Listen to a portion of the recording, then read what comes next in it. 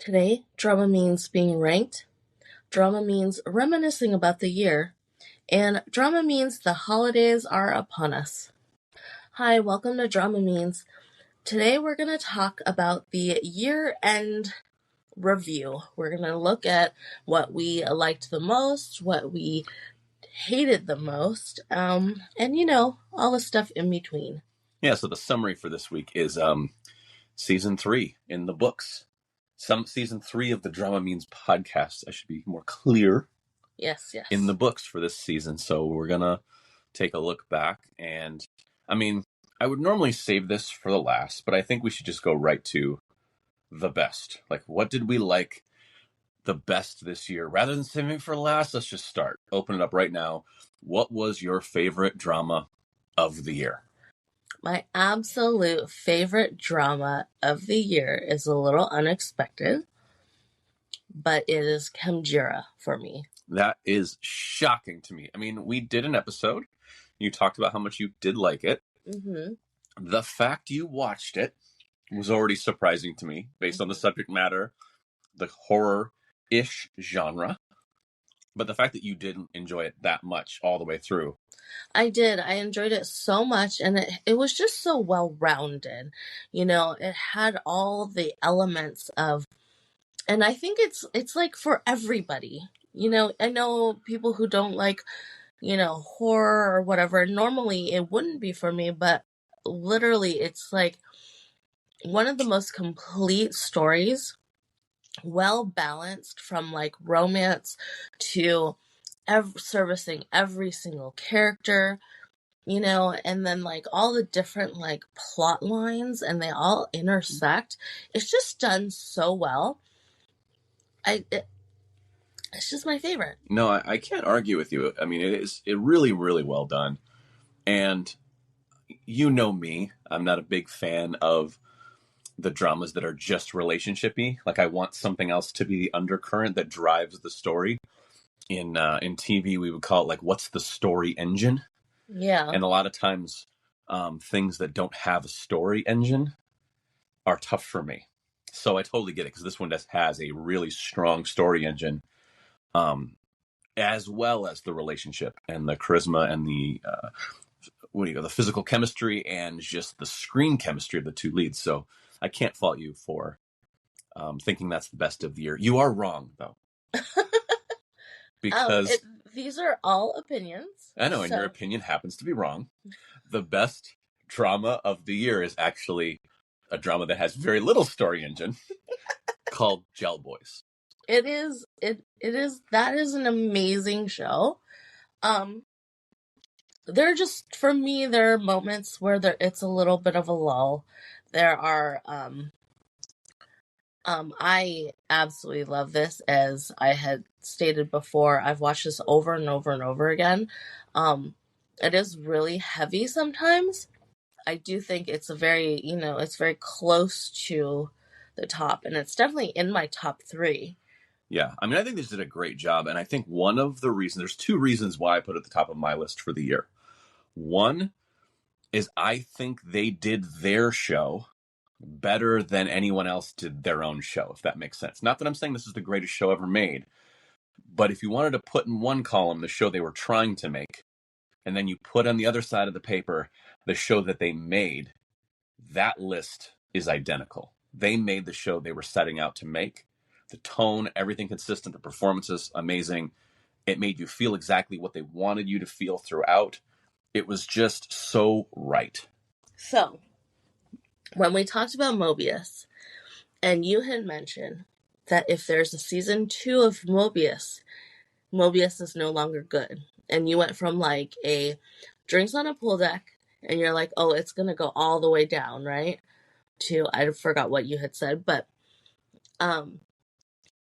so as we all know, Gel Boys is coming out with a season 2. Okay. Does that change your... Well, I have a few questions. Is it the same cast? It is the same cast. Are they in college now? Like, what's the evolution of the story? Because I think it's going to be very hard to do what they did in Gel Boys again, with the same characters because we've seen these characters evolve together. Not that they can't do it, it's just going to be very difficult.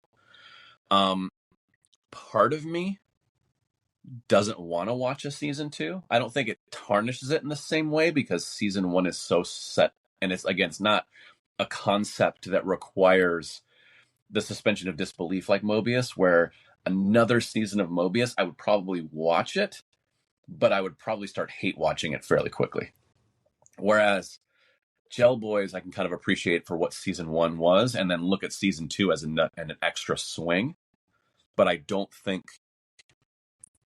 just don't know how they do it well, to be honest. I was like, if they're going to do a season 2, I would almost rather them just have a brand new cast and do, a different slice of a different life for us rather than the same ones. I would agree with you because I don't actually feel like we need a season 2, but I will probably watch season 2.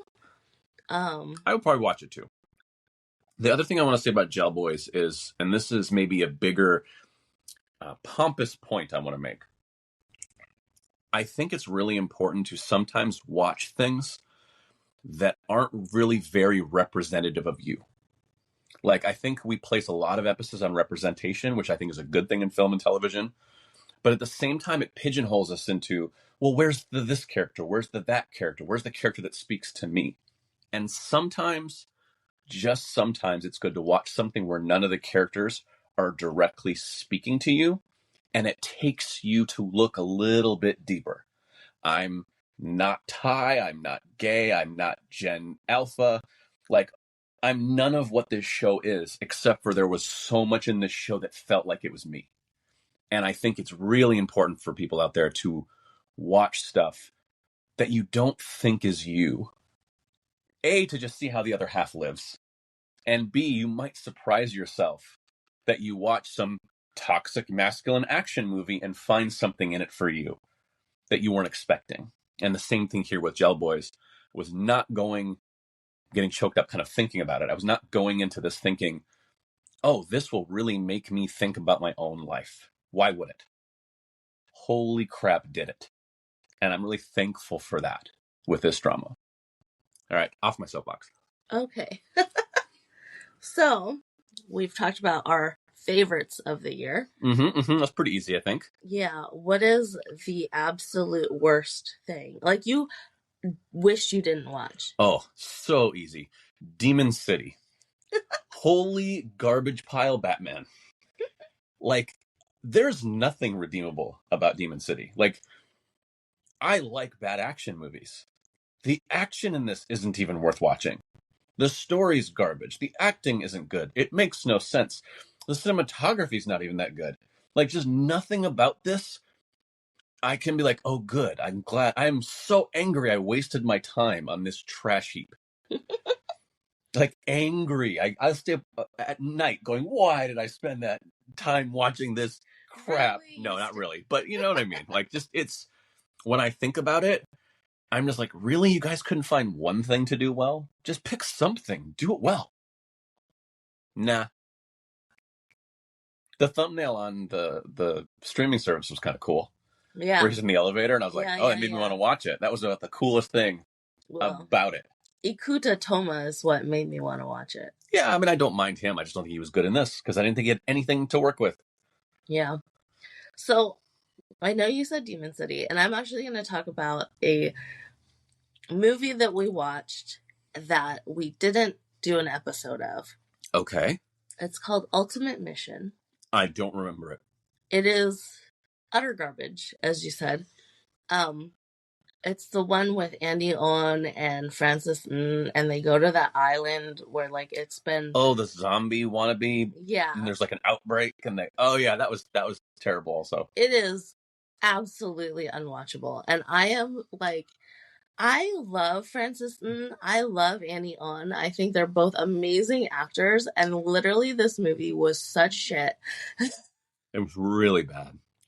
It was, like, so full with, like, convenient plot devices.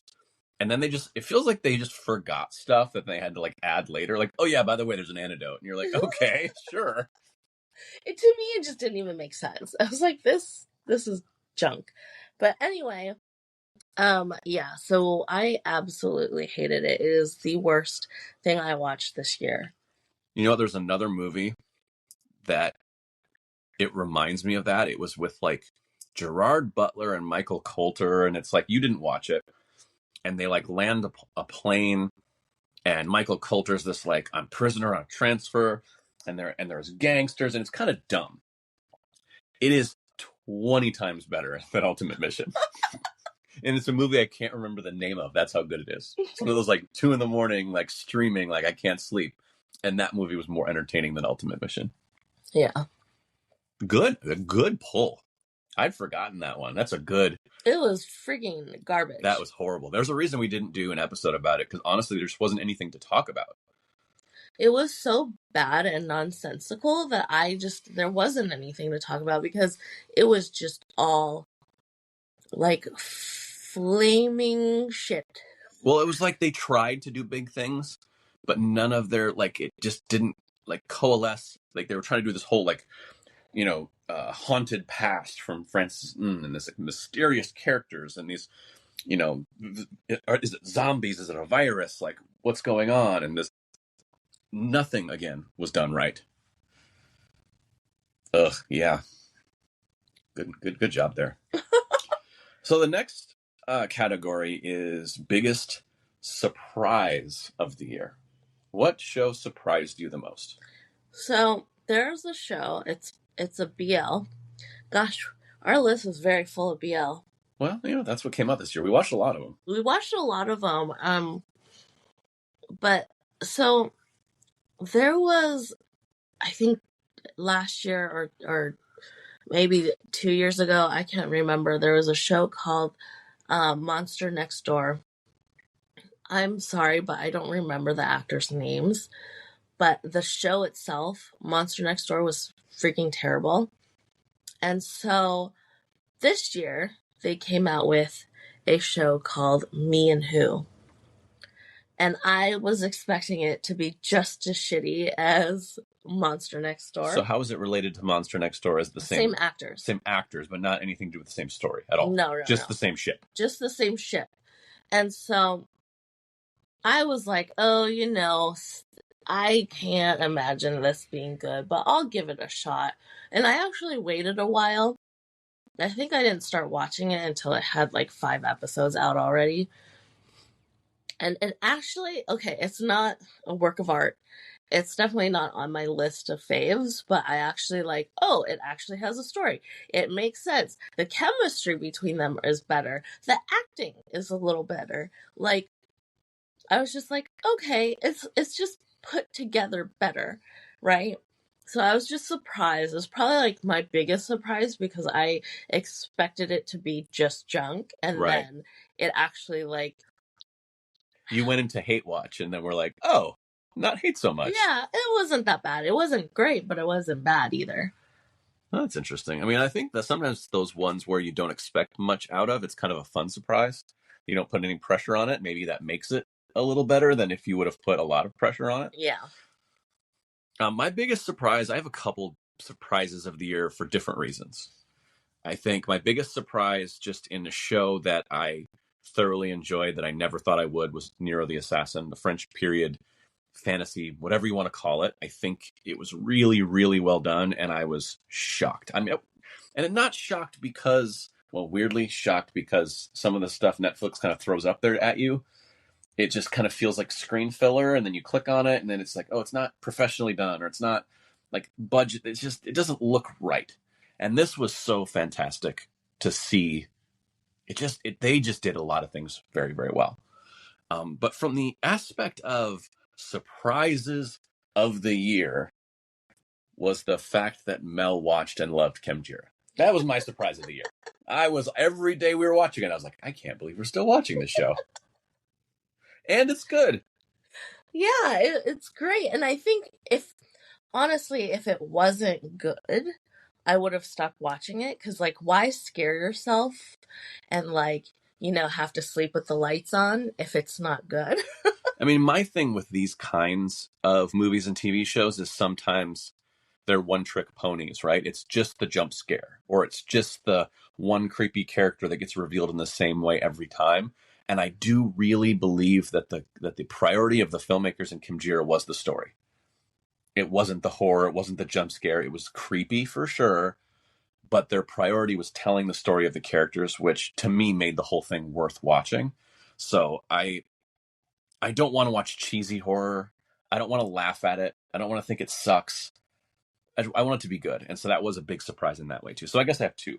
Now, we want to talk about our favorite male actor Of the whole year. of the whole year. There were some pretty good performances, I think, over the whole year. And maybe it's recency bias. Maybe it's because I want to say a nice thing about this drama because we kind of kicked it in the teeth in the last episode. But my best performance of the year for a male actor is Oppo from Shine. And again, maybe it is recency bias because I remember the scenes more clearly, so I remember his acting maybe better than someone from Jail Boys or someone from somewhere else. But I thought he was kind of the shining hope of Shine. If I want to use a lot of Shining references here, you know, on purpose, totally. Yeah. Fantastic performances by Oppo. The thing is, there's been so many good performances this year from so many different actors. But for me, what really, really stuck out is New from Jail Boys. Like, his reactions and his mannerisms are so natural, and like he really, really pulls you into like how he feels. It's just, he's freaking good. Yeah, I mean, I would have gone with Jail Boys, I think, if not for Oppo as well. I think everyone in it is so good and subtle. And like we said when we reviewed the show, you know, it's like a episodic indie film, which I think is really hard to do. I think what they did was so freaking hard to keep it engaging for as many hours as they're asking you to engage with it. It's so much easier to me to make something as kind of grandiose as Shine or Reset or something with a lot of bells and whistles where the actors can maybe hide a little bit. And in Jail Boys, you have nowhere to hide. Yeah, it's just so raw. Yeah. It's raw emotion, and his acting just like, he is overwhelmingly good and he overshadows everybody. Yeah, that's a pretty good one. I think both of them turn in really strong performances, but yeah, I would agree with that. That's really good. Yeah. So moving on to Best Actress or Best Leading Female Performer, whatever they say now for the Best Actress category. It feels like it changes every year. For me, Oh, you're torn? I'm torn because I know what your answer is. In my opinion, I'm not sure anyone can really beat your answer. Of course, because it's the right one. But solely because the movie that she acted in was from last year. Oh, you're hitting me on a technicality? Give me a break. I'm going to, it is. Okay, but we watched it and reviewed it of this season. So, no, we didn't. Didn't we? We did it last year.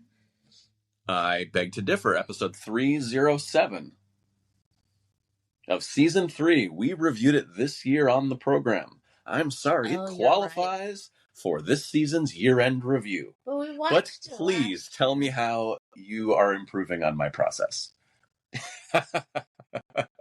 I'm going to pick Song Zur because she did My Demon Hunter's Romance, and her character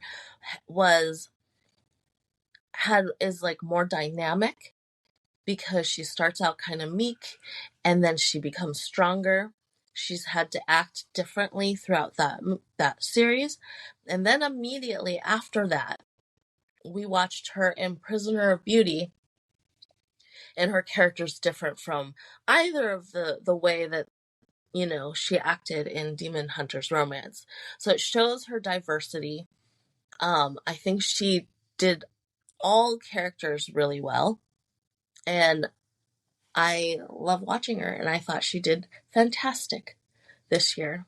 I mean, I'll give you Demon Hunter's Romance as a difficult character. Definitely not a stock character we can see sometimes in these costume dramas that are just very, oh, we know what we're going to get. She does change a lot. She gets to play a version of herself. They go into the painting, and there's a lot of levels to her performance. She still don't hold a candle to my girl, Sandra, the queen. The queen. She is a queen.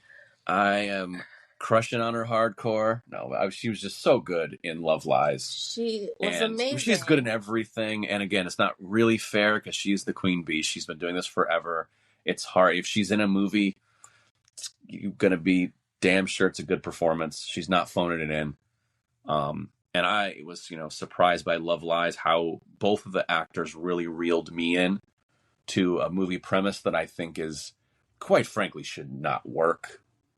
But somehow, the fact you don't think she's an idiot the whole movie, and you feel for her, and you are making excuses for her, and you want her to succeed, and you even want her to find romance, like just everything, it's believable.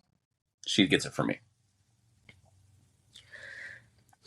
It's really hard to argue that, and like I feel like I should also choose Sandra, but I'm not going to. No, it's fine. I think you make some really good points. It's also, she's so like different level. It's like God tier acting, and so it's like saying, it's like, it's like comparing anyone with like Tony Leung, you know what I mean? Yeah, it's just, you're gonna lose. Yeah, you can't. If he shows up to the party, you're not as interested. Like, Sandra should have retired her number already. Like, she should not be in the running. No, she should still be able to take all the awards from the kids just to prove that, I still got it. Every once in a while, you got to show these youngsters what it really looks like to do the job. Well, there's something about movie stars, too. There's just, like, I hate to say it, I've worked most of my career in TV, but there's something to when a movie star gets on screen and you're like, whoa, that's a movie star. And there's a reason they're a movie star. And Sandra, that describes her perfectly. Tony Leung, too, I would completely agree. Like, he can do any role. He could be doing the most boring role. He's going to find a way to make it interesting. Yeah. It's just, that's what they are. They're movie stars. So it is an unfair fight. I'll give you that. Not that we're pitting them against each other. No. It's just our opinion also. Yeah. Just one of our opinions happens to be right, and the other happens to be wrong. And I will let the audience decide which one of that is me and you. And that leads us into kind of our final category, which is best couple. And who's the best couple? Who's the best ship? Who are you shipping the hardest after this year of TV?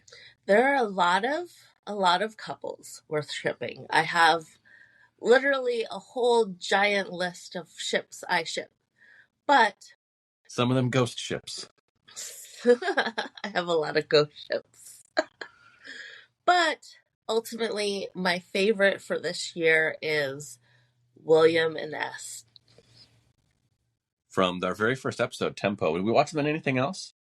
That was it for this year, right? Well, they're currently, right now, in Me and T. Right. Which I haven't watched any of, and you've seen some of. Yeah, I'm going to make you watch it again, though. Well, I'm going to watch it again, then I'm going to make you watch it. It sounds like something I would enjoy based on what you're saying. Honestly, I think you would like the humor. Yeah. Well, I mean, speaking of humor, my best couple will always be Tay and New. Sorry. I don't think you can overestimate how much I loved Peaceful Property. The thing is, Peaceful Property wasn't even a BL. They weren't even like... I know, but I still shipped them in it. Like the whole time, I'm like, oh, they got great chemistry. And it's comedic chemistry, not romantic chemistry. Yeah. Which I think if you can do that as a pair, that's awesome. If you can do the romantic chemistry and then come back and they play it pretty much, away from each other the whole show. But I won't go with them. This is the one category I actually agree with you for this year. William S. You can't go with them because they haven't acted in a... Yes, again, technicalities. But you are correct. We haven't watched them in anything this year. So I agree with you. William S., I think, really good together. Adorable on the social medias, I will say. Oh my God. So I think they're a pretty strong ship. I hope they can keep it going. But also, we talked about it in the episode for Tempo about how we didn't know what to expect from Williams acting, and to have to share the screen with Est, who's a very good actor, and the fact that he was able to hold his own and they really worked together so well, just compliments them both. I think how strong of a couple, just as an acting pair, forget the ship and the romance and all that, just as a scene partner, I think they work tremendously together. I agree. I also feel like they really feel like they're together. I know. I don't care about that part. I think it's weird when actors spend too much time together outside of work. Well, it's just interesting to me because, you know, in the US, it's kind of rare. I mean, it's not that there isn't, but like for actors to end up together. I mean, I think that happens, but they don't continue to star in things together. Yeah. Like, once Tom Cruise marries Nicole Kidman, they don't do very many movies together. Same thing with Brad and Angelina. They do Mr. and Mrs. Smith, and then they don't really work together again. And it's very different with this kind of culture of, you know, online persona as an acting pair, and then the ship that they kind of just move together as an acting duo on screen. It's very unique to this genre, I guess I call it. I don't know. It's not really this genre. Like they have acting duos or acting couples in I know in the Philippines they do it too. Yeah. It's not just BL and GL. It's for sure not. No, it's like you get your pairing, and that's your pairing until your ship breaks or sinks or whatever you call it. Yeah. So it's that part's a little strange to me, because sometimes, and I think maybe why I kind of like some of the other pairings too, is that they do stuff together but not together. When you're talking about Tay and Nu, or Tay's doing something without Nu. Now he's in a love triangle with Off and Gun, and you're like, wait, what is he doing? He's not in a love triangle with Off and Gun. I'm sorry, I'm thinking of the other guy. Do? Yeah, I'm thinking of Do. I meant to say Do, not Tay. But you know what I mean? Like, it's they switch it up a little bit.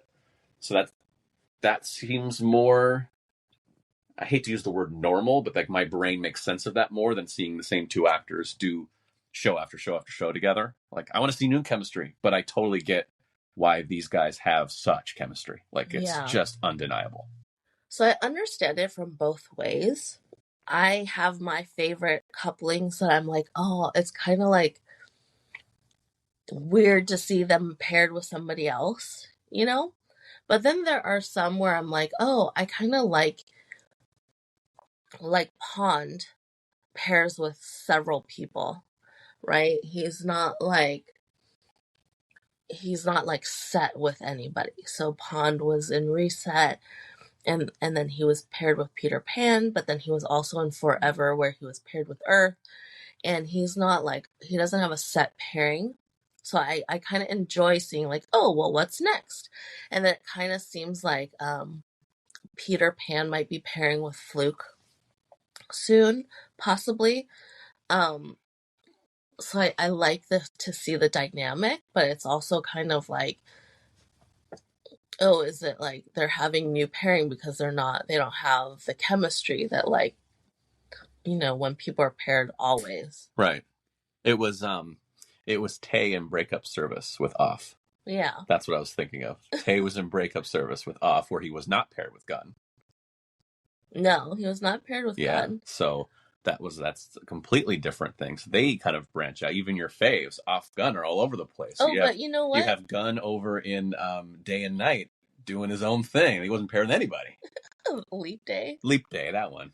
Yeah, I don't even remember the name of that one. Did we even talk about that one this year? We didn't talk about it. No, thank you. Maybe because we hated it so much. But you know what? I have like pages of notes on Leap Day. Oh, maybe we can keep that for the deleted episodes archive. Although I do want to ask you one last thing before we wrap up, was 2025 as a whole, good year for dramas or bad year for dramas? It's kind of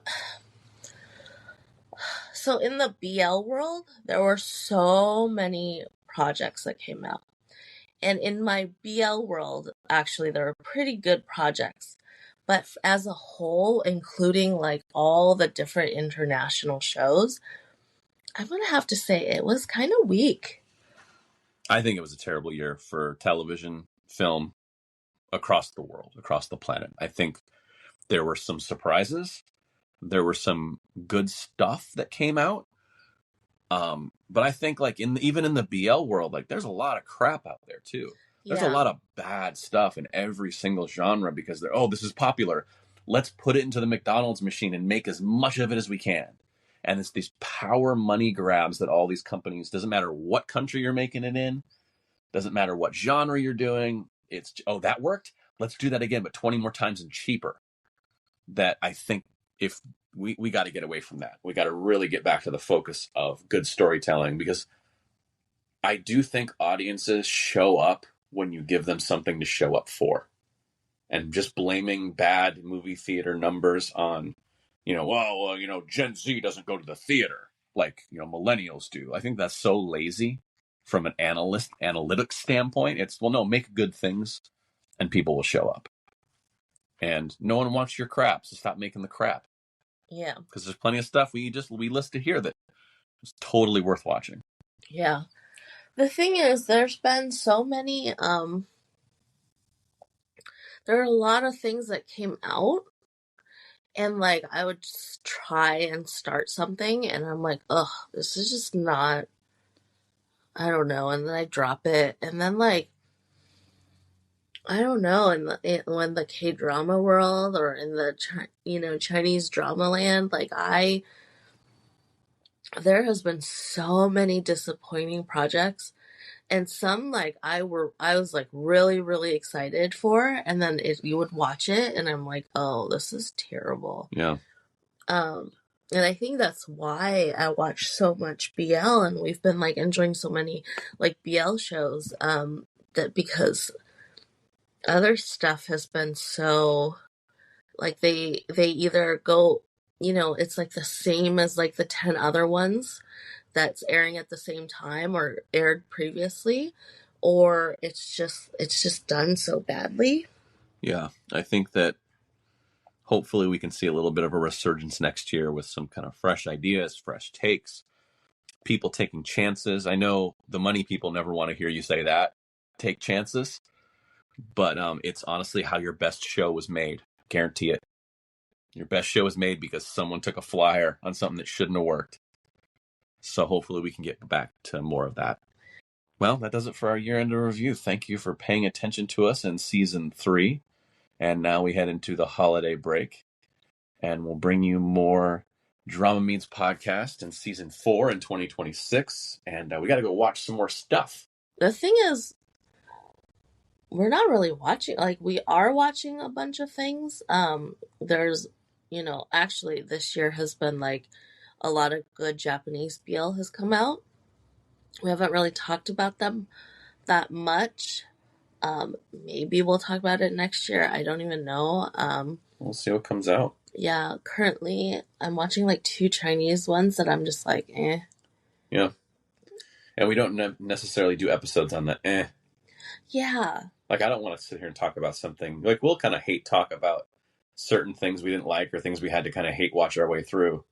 But for the most part, I would rather be positive than negative. Yeah, agree. I'd rather talk about stuff that I really liked, or at least can see the good in. Well, yeah, like the reason why I started this podcast was, one, to bitch about the terrible ones where I'm just like but it's like angering me, and then 2, to rave about the ones that I'm just so excited to talk about. But kind of the in between of like, oh yeah, well, this is very similar to something I've seen like a million of, or it's just kind of like, sure, I can have it on for sound because it's just kind of plain and boring. Yeah, inoffensive and unmemorable. Yeah, so those we don't really talk about. So there are a lot of things we've watched this year that we haven't talked about because honestly, it's not really worth talking about until something really excites us or really pisses us off. Yep. You know? Oh, so who knows what we'll watch next year. Yeah. But stay tuned and we'll do it. Yeah. So see you next year. And thank you so much for listening.